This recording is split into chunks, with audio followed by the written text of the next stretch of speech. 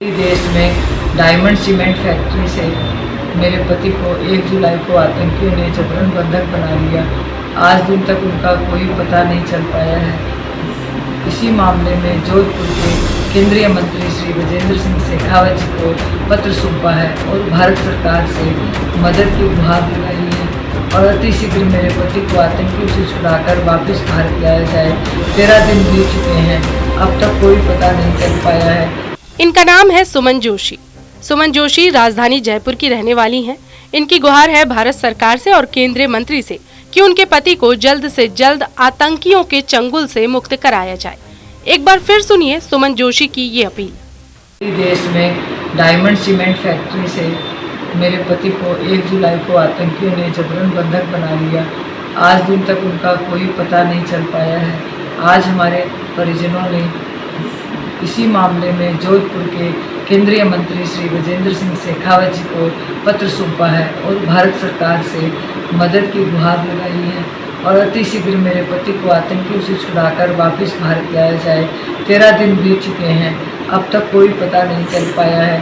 हम भारत की मोदी सरकार से मांग करते हैं कि जल्दी से जल्दी तीनों भारतीयों की वतन वापसी सुनिश्चित करें। सुमन जोशी के पति का नाम प्रकाश चंद्र जोशी है, जो कि दक्षिण अफ्रीका के माली के कायस प्रांत की डायमंड सीमेंट फैक्ट्री में काम करते थे, जहां 1 जुलाई को वहां के आतंकी संगठन ने 3 भारतीयों का अपहरण कर लिया। कहा जा रहा है घटना को 13 दिन बीत चुके हैं, लेकिन अभी तक उनके परिवार वालों को कोई जानकारी नहीं मिली है कि वो सुरक्षित हैं भी कि नहीं, जिसको लेकर यहाँ परिवार जन सुरक्षा को लेकर चिंतित है।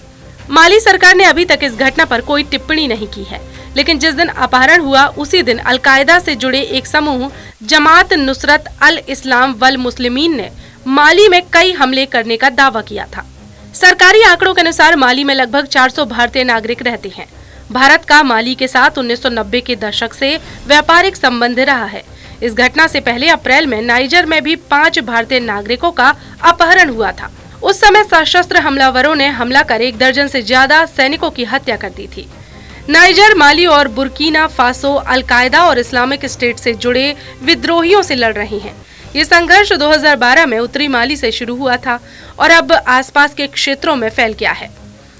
माली अफ्रीका महाद्वीप का 8वां सबसे बड़ा देश है और यह साहिल क्षेत्र में आता है।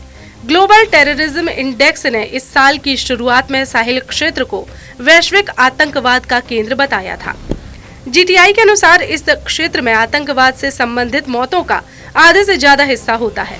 अपहरण की घटना के 1 दिन बाद भारत के विदेश मंत्रालय ने माली में रह रहे भारतीय नागरिकों से अत्यधिक सतर्कता बरतने, सतर्क रहने और माली की राजधानी बमाको में भारतीय दूतावास के संपर्क में रहने की अपील की थी। जिन व्यक्तियों का अपहरण हुआ उन्हें डायमंड सीमेंट फैक्ट्री से ले जाया गया, जो कि भारतीय व्यवसाय समूह प्रसादित्य ग्रुप द्वारा संचालित है और माली के कायस शहर में स्थित है। अभी तक ना तो कंपनी और ना ही फैक्ट्री की ओर से कोई बयान जारी किया गया है। जिहादी लड़ाकों ने माली के कई कस्बों में सेना की चौकियों पर एक साथ हमले किए। भारतीय सरकार ने कहा कि वह माली के अधिकारियों, फैक्ट्री और अपहृत व्यक्तियों के परिवारों के संपर्क में है, लेकिन अपहृतों के परिवारजनों ने कहा कि उन्हें अभी भी अपने रिश्तेदारों के बारे में कोई स्पष्ट जानकारी नहीं मिली है।